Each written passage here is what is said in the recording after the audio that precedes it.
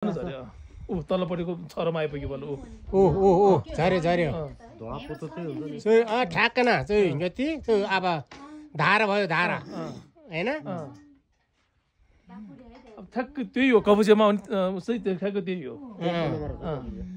अलि सानो आयो अब त्यो छर खस्दैछ अब तल बुन्नु हुँदै आयो त्यो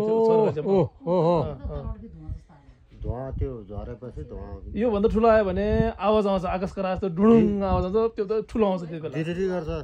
अनि सानो सानो चाहिँ सिधीमिधी हामीले ख्याल गरिने आवाज आउँदैन बुन्नु उड्यो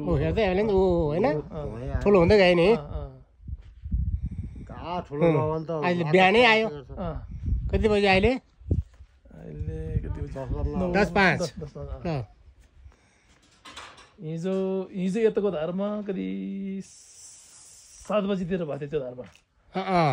त्यो बादलको स्तरी आउँछ त्यो चाहिँ अब बल्ल कबुचीतिर पुग्न लाग्यो अझै कबुची पुग्दैन यो निकै माथि चाहिँ ओहो अहिले त धेरै ठुलो भयो